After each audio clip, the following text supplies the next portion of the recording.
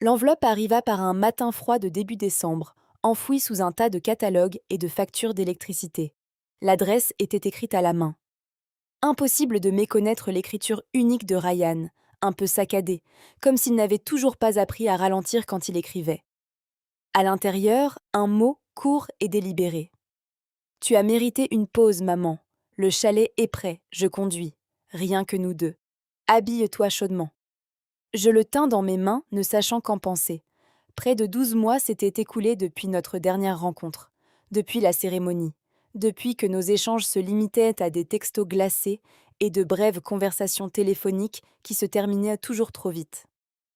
Après le départ de mon mari, son père, ma vie s'était repliée dans des routines silencieuses. Je travaillais, je rentrais, j'évitais les miroirs, j'existais dans le silence. Ryan s'était éloigné non par défi, mais comme une marée qui se retire doucement du rivage.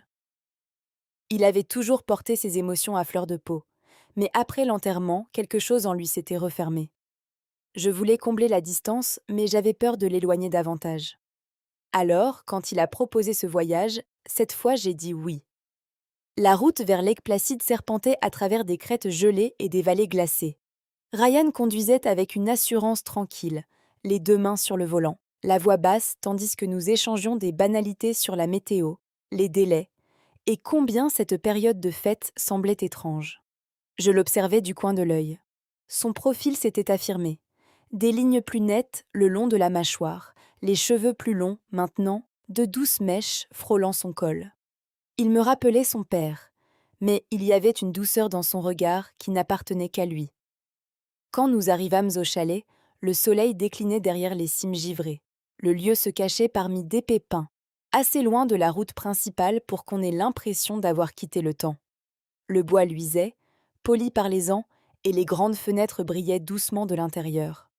Ryan porta nos sacs pendant que je parcourais l'espace, touchant le verre froid, suivant du doigt les vieilles poutres. « Qu'en penses-tu » demanda-t-il, son souffle se condensant dans l'air en entrant. « C'est parfait, murmurai-je. Il sourit, et l'espace d'un instant, je revis le petit garçon que je tirais en luge sur la neige, celui qui réclamait des batailles de boules de neige et fabriquait des bonhommes avec des chapeaux de travers. Maintenant, il se tenait à côté de moi, homme fait, et je ne savais plus quelle place j'occupais près de lui. Ce soir-là, nous cuisinâmes ensemble. Des pâtes baignant dans l'ail comme il les aimait. Il râpait le fromage avec trop d'enthousiasme, et je ris plus fort que je ne l'avais fait depuis des mois. Quand nous nous assîmes, une chaleur tranquille s'installa entre nous. Dehors, la neige tombait lentement, brouillant le monde dans de doux contours blancs. Après le dîner, nous allumâmes le feu et nous assîmes en tailleur sur le tapis. Ryan sortit un vieux jeu de cartes, usé et décoloré par des années d'utilisation.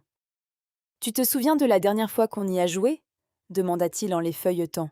« Peut-être au lac l'été d'avant, dis-je, la voix un peu serrée. Oui, acquiesça-t-il, à cette époque. Le silence s'épaissit, mais il était doux, comme si quelque chose de longtemps tu respirais enfin. Je tendis la main vers les cartes. Distribue-moi. Son étonnement se fondit en un sourire. Les heures qui suivirent furent calmes et légères. Aucune parole sur le deuil, juste des histoires, des parties de cartes et du chocolat chaud parfumé au bourbon.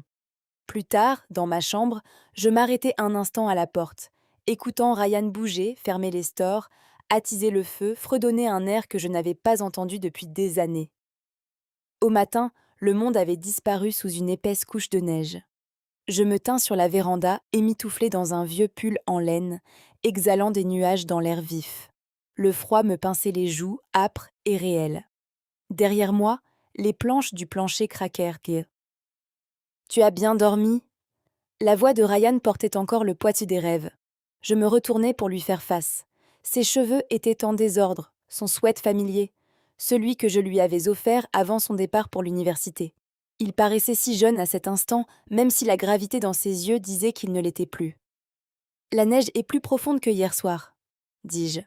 Il suivit mon regard. « Oui, on est probablement bloqué pour un moment. » Je levai un sourcil. « Tu as planifié ça ?» Il eut un sourire malicieux. « Peut-être. » Je ris, un vrai rire. Le son me parut étranger dans ma gorge, se répercutant dans les bois blancs autour de nous. Ryan me regarda alors, non avec sympathie, mais avec quelque chose d'enraciné et de doux. « Je veux te montrer quelque chose, » dit-il, la voix basse et sérieuse. Il me conduisit vers une petite porte sous l'escalier. Je ne l'avais pas remarqué. D'une torsion de la poignée, une vague de chaleur s'échappa, chargée de l'odeur du pin et d'eucalyptus mentholé. À l'intérieur, les murs brillaient d'une lueur dorée, un vieux sauna privé avec un banc étroit et un seau métallique près de pierres lisses. « Tu te souviens comment papa nous y emmenait tous les samedis ?» dit Ryan doucement derrière moi. Je me suis dit qu'on pourrait recommencer. J'entrai lentement. La chaleur m'enveloppa les épaules, familière et réconfortante, comme un souvenir vivant. Ma gorge se serra. Je me dis que c'était la vapeur. Ryan n'insista pas. Il attendit.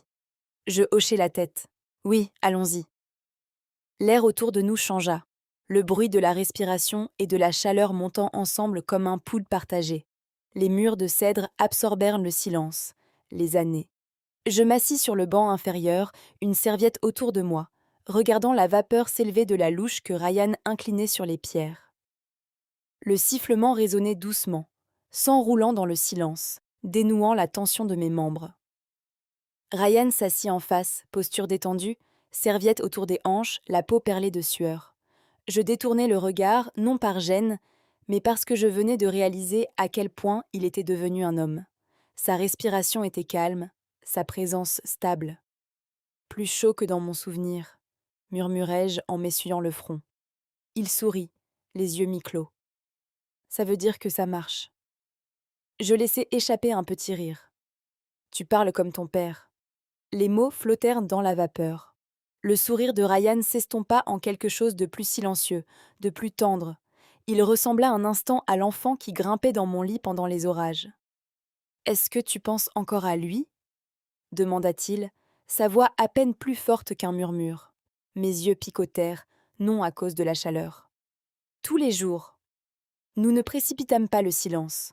Le sauna semblait retenir l'espace pour nous, comme s'il comprenait le poids que nous portions. « Je ne savais pas comment te parler après, » dit-il, ses doigts passant dans ses cheveux humides. « Tu étais toujours celle qui tenait le coup. Je pensais qu'en restant silencieux, je n'ajouterais pas à ton fardeau. » Ma poitrine se serra, regret et amour mêlés. « Tu n'as rien ajouté, Ryan. » « Je crois que si. » Je me suis fermée. Je ne savais pas comment être ton fils et survivre à sa perte en même temps. Il baissa les yeux.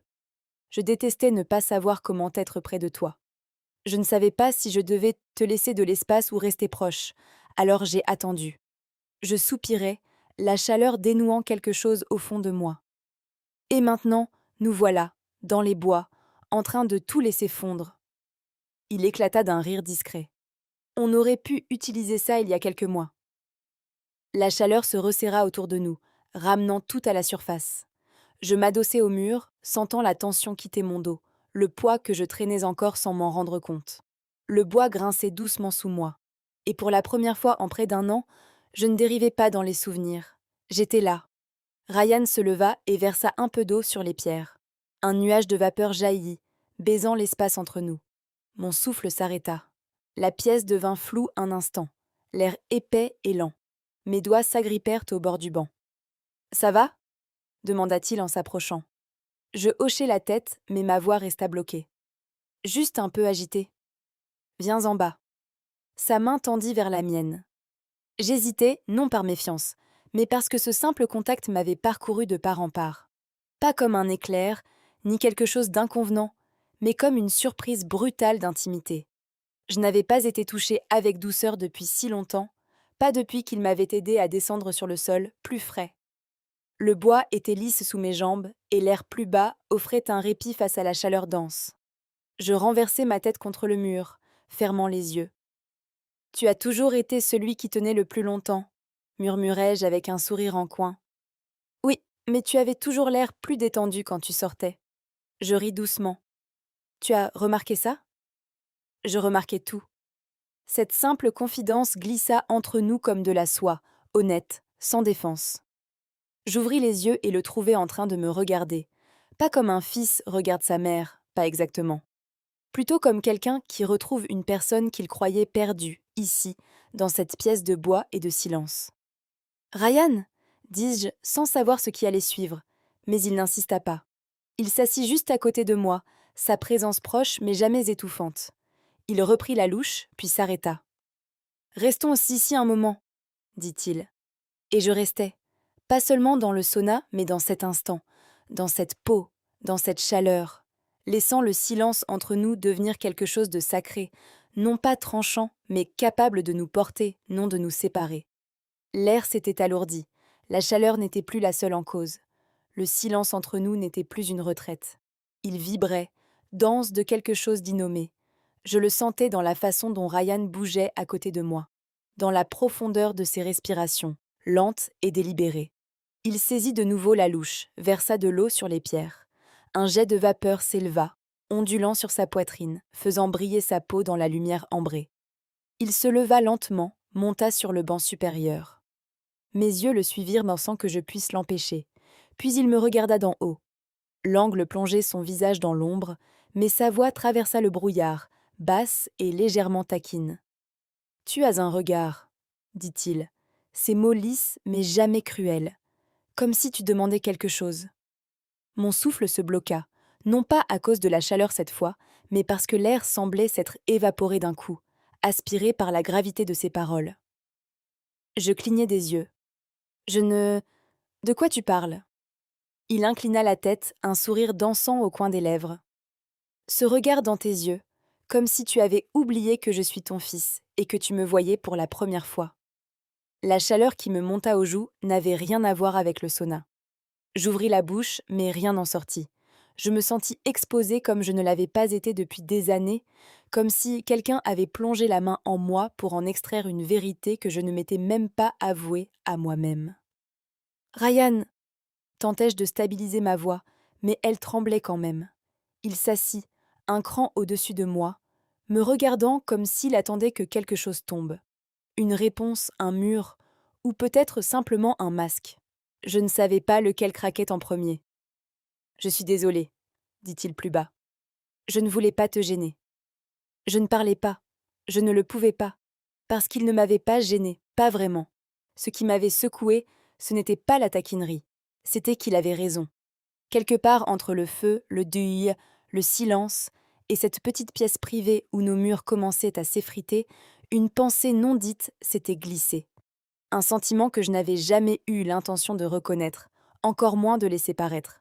Et pourtant, il l'avait vu. « Je n'ai pas voulu te regarder comme ça, » murmurai-je, la voix rauque.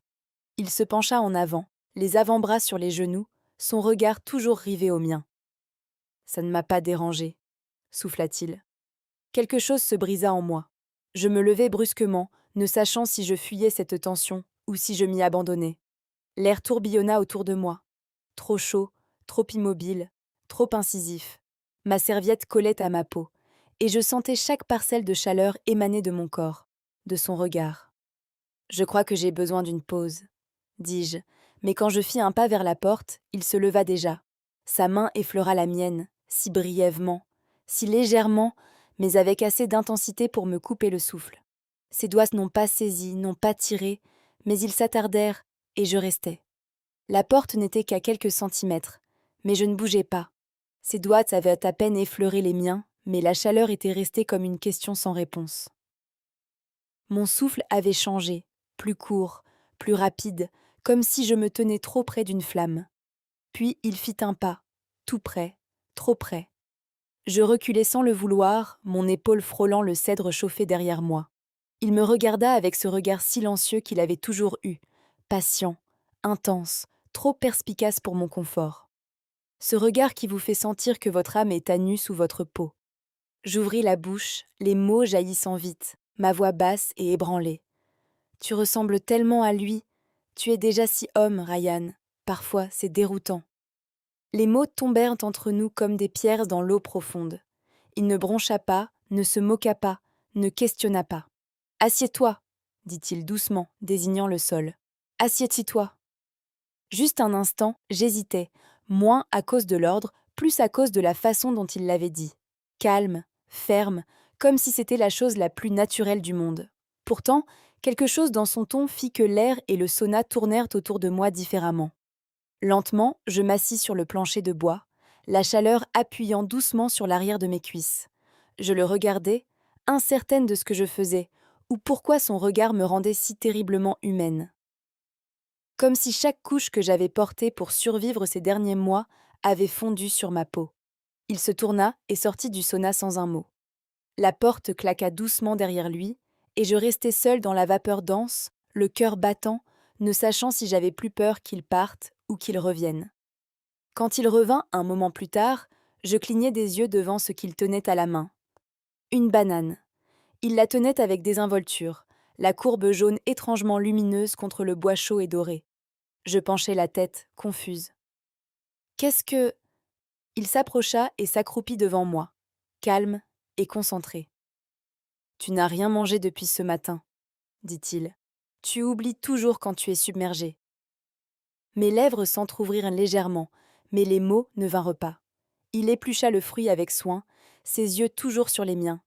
Puis, avec douceur, délibérément, il le tendit vers ma bouche. Je restai figée. La vapeur entre nous pulsait comme un battement de cœur.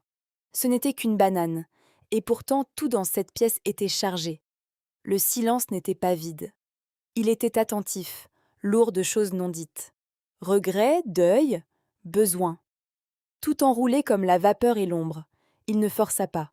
Il tint juste le fruit, une main stable, l'autre reposant légèrement sur son genou plié. « Fais-moi confiance, murmura-t-il. Et je lui fis confiance. Mais la confiance, à cet instant, ressemblait dangereusement à un abandon. Le sauna était devenu autre chose, un lieu non plus seulement pour la chaleur, mais pour le dénouement. Les murs, la vapeur, le silence épais, tout pesait, posait des questions auxquelles je ne m'étais pas permis de répondre depuis des années. Ryan était toujours accroupi devant moi, tenant la banane près de mes lèvres. Sa main était stable, même si quelque chose tremblait sous la surface de sa paume. Ses yeux tenaient les miens, immobiles, cherchants. Je savais ce qu'il voulait que je fasse, mais je ne le fis pas. Pas encore. Au lieu de cela, j'ouvris juste un peu la bouche, pas pour mordre, juste pour respirer. L'instant s'étira, long et délicat, comme un fil trop tendu. La chaleur pulsait entre nous, ne venant plus des pierres ni des murs de cèdre, mais de l'espace entre nos corps. De la façon dont il expira quand il vit ce que je faisais, de la façon dont je ne détournais pas le regard. Je vis ses yeux s'assombrir, non de confusion, non d'inquiétude, mais de quelque chose de plus profond, une faim. Il ne cligna pas, ne sourit pas, me regarda simplement, la bouche entr'ouverte, la poitrine soulevée de souffles lents et inégaux. Il y avait quelque chose de brut en lui maintenant, quelque chose qui avait dormi sous la surface trop longtemps, et je l'avais réveillé. Je sentis le pouvoir de cet instant, comme il glissait entre nous, silencieusement, irrévocablement. Il tenait toujours le fruit, mais c'était moi qui contrôlais maintenant, parce que j'avais choisi de ne pas mordre. Je me penchai un peu plus près, mon visage à quelques centimètres de sa main, de sa bouche, de la question silencieuse dans ses yeux. Pourtant, je ne mordis pas. Je laissai mes lèvres planer près du fruit, assez près pour en sentir l'odeur, assez près pour sentir le frisson parcourir son bras. La mâchoire de Ryan se serra légèrement. Son souffle s'arrêta encore. « Tu ne vas pas le manger, » dit-il, la voix rauque, incertaine maintenant. « Non, » murmurai-je. Il laissa tomber la banane lentement sur le sol entre nous, oublié, et pendant une seconde, juste une, nous restâmes dans ce silence brûlant. Rien entre nous, que le poids des années tue, et une douleur qui refusait de mourir au nom des convenances. « Tu joues avec le feu, » murmura-t-il, et je souris lentement, douloureusement. J'ai eu froid pendant si longtemps. Il leva alors la main, non pour toucher, mais pour encadrer mon visage dans l'air entre nous. Ses paumes suspendues juste à fleur de peau, tremblant de retenue. Ses jointures étaient rouges de chaleur, et ses yeux portaient quelque chose de féroce, d'élancé. « Je ne veux pas te faire de mal, » dit-il. « Et je ne veux plus disparaître, » répondis-je, la voix se brisant sur le dernier mot. Il combla la distance, pas complètement, juste assez pour poser son front contre le mien. Nos souffles se mêlaient dans la vapeur, notre douleur cousue dans chaque expiration partagée. Nous ne bougeâmes pas pendant longtemps, et quand enfin nous le fîmes, Ce ne fut pas pour nous éloigner, ce fut ensemble. Non comme une mère et son fils, non comme ce que nous étions censés être, mais comme deux personnes qui avaient vécu trop longtemps dans l'ombre du deuil et qui avaient enfin, fait un pas vers la chaleur. Les pierres crépitèrent quand une nouvelle eau rencontra leur surface, libérant un nuage de vapeur qui nous enveloppa comme un voile vivant. Et dans cette chaleur montante, le monde se réduisit à la respiration, à la chaleur et à un retour silencieux l'un vers l'autre.